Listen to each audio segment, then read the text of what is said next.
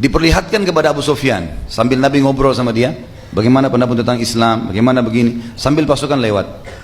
Tunjukkan keterampilannya, mutar gunung, datang lagi yang satu, terus begitu. 10.000 orang. Jadi banyak sekali mutar di gunung itu dan tidak selesai. Kata Abu Sufyan, siapa mereka? Kata Nabi SAW, kamu lupa? Itu kebanyakan mereka dari muhajirin. Jadi rupanya dari 500 ini ada terakhir 1.000 orang, itu khusus dari pasukan muhajirin. Khusus dari muhajirin. Dan mereka punya keterampilan pedang luar biasa. Ditunjukkan di depan Abu Sufyan. Siapa mereka? Kena matanya aja yang kelihatan. Kata Nabi SAW, Ali bin Abi Thalib, Uthman bin Affan, Abu Bakar. Ini semua orang-orang dari Mekah semua ini. Siapa yang bisa melawan ini? 10.000 hancur Mekah ini. Gitu kan? Kata Nabi SAW, izinkan sekarang dia pulang. Pulang Abu Sufyan, lari-lari masuk ke Mekah. Apa beritanya? Percuma, nggak bisa kita menang. Menyerah diri saja.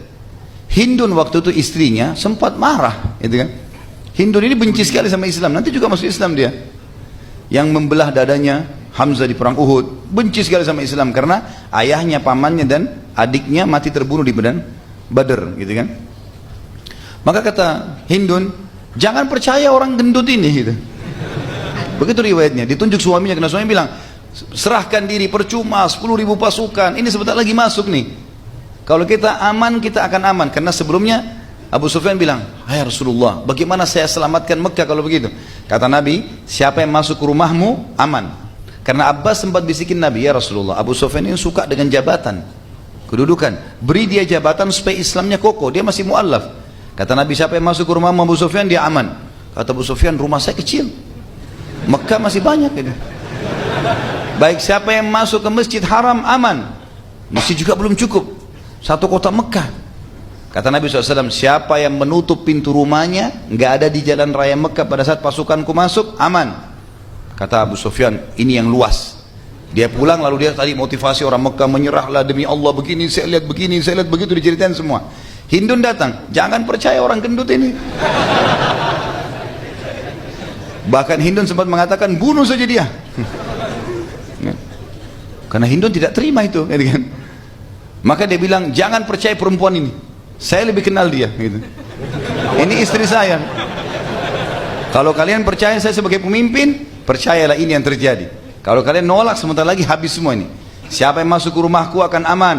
Orang-orang Mekah bilang, kecil rumahmu Abu Sufyan. Siapa yang masuk Masjid Haram aman, masjid juga masih kecil. Siapa yang tutup pintu rumahnya aman. Maka semua orang masuk ke dalam rumahnya. Tertinggal beberapa orang saja pada saat itu yang tidak masuk dalam rumah, seperti diantaranya ayahnya Abu Bakar. Ya. Abu Bakar namanya Abdullah bin Abi Quhafa. Abi Quhafa ini adalah ayahnya Abu Bakar yang sudah sangat tua, rambutnya semua putih, alisnya putih semua, sampai dia harus dipandu baru bisa jalan. Dan ini ulama masukkan dalam fadilah Abu Bakar, karena Abu Bakar memiliki satu-satunya sahabat yang 4 generasi semuanya masuk Islam. Ayahnya, Abu Bakarnya, anaknya Abu Bakar, cucunya Abu Bakar. Gitu. Semuanya masuk dalam kategori sahabat, masuk Islam, gitu kan. Yang jelas Abi Quhafa sempat ditangkap di pinggir jalan, lalu kemudian digendong oleh Abu Bakar, dibawa ke Nabi SAW, lalu Nabi SAW mengatakan, kenapa orang tua kamu biarkan ya datang kepada kami, biar kami yang datang. Abu Bakar mengatakan, ya Rasulullah, dia lebih layak datang kepada anda.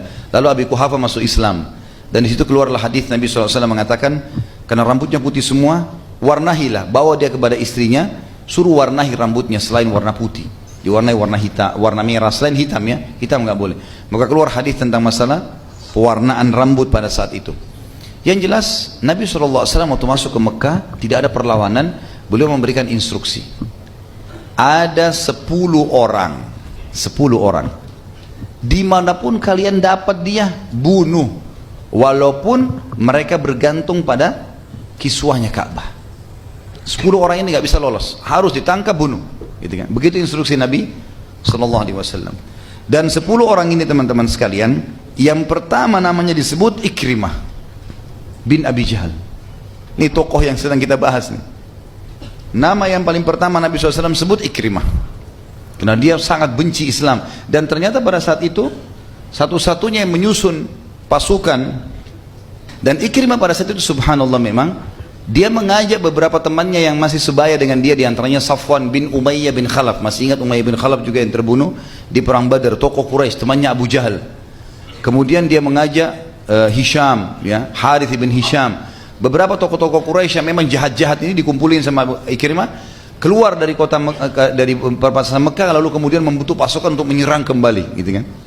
Tapi Nabi SAW sudah mengatur strategi di semua sisi ke Mekah itu dibagi 10.000 orang itu dibagi menjadi beberapa pasukan. Yang kebetulan pintu keluar Mekah dari belakang itu dijaga oleh Khalid bin Walid dengan pasukannya. Ikrimah di sebelah situ.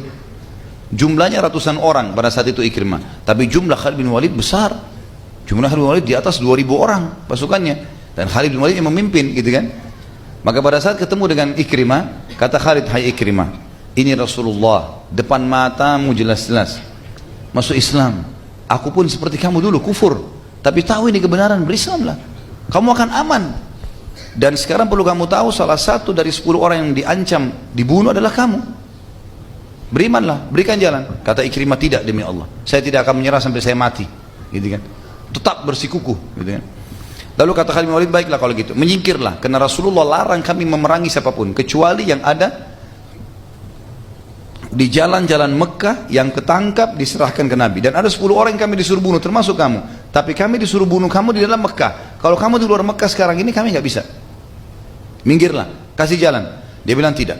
Kalau kalian mau masuk Mekah, pedang dulu. Khalid bin Walid tidak dapat jalan lain kecuali berperang. Akhirnya diseranglah pasukan Ikrimah dan terbunuh kurang lebih 23 orang. Dan Ikrimah sempat melarikan diri pada saat itu ke arah kota Jeddah, gitu kan. Yang jelas dia sempat melarikan diri. Nanti kita kembali ke kisahnya. Orang yang kedua yang disuruh bunuh oleh Nabi SAW adalah Abdullah bin Khattal. Ini pernah murtad, ya, masuk Islam lalu murtad. Kemudian orang ini sempat terbunuh depan Ka'bah, dibunuh oleh Zubair bin Awam. Kemudian ada Wahsy bin Harb yang membunuh Hamzah. Ini juga disuruh bunuh oleh Nabi SAW walaupun bergantung di kiswah Ka'bah. Tapi Wahsy sempat atau tahu namanya masuk dalam 10 orang ini, tiba-tiba langsung mendatangi Nabi SAW, lalu dia masuk Islam, minta maaf, dan Nabi SAW maafkan. Nabi SAW maafkan. Kemudian ada yang keempat, Mikyas bin Subabah. Mikyas bin Subabah ini dia pernah dusta masuk Islam. Dia pura-pura masuk Islam karena ada saudaranya dia, adiknya masuk Islam dan terbunuh pada saat perang Uhud, terbunuh salah. Ada anak panah muslimin yang kena. Dan orang kalau membunuh salah orang muslim, dia harus bayar dia, dendahnya. Waktu itu kurang lebih 10 ekor unta, ya. Maka dia pura-pura masuk Islam, lalu dia mengatakan, ya Rasulullah, adik saya terbunuh, saya mau minta diahnya. Maka Nabi mintakan diahnya dari keluarga orang yang membunuh tadi, yang tidak sengaja anak panahnya kena. Sudah ambil 10 unta, dia pulang ke Mekah, kemudian dia murtad, ya. Ini namanya Mikyas. Dan ini mati juga terbunuh, ya, di depan Ka'bah.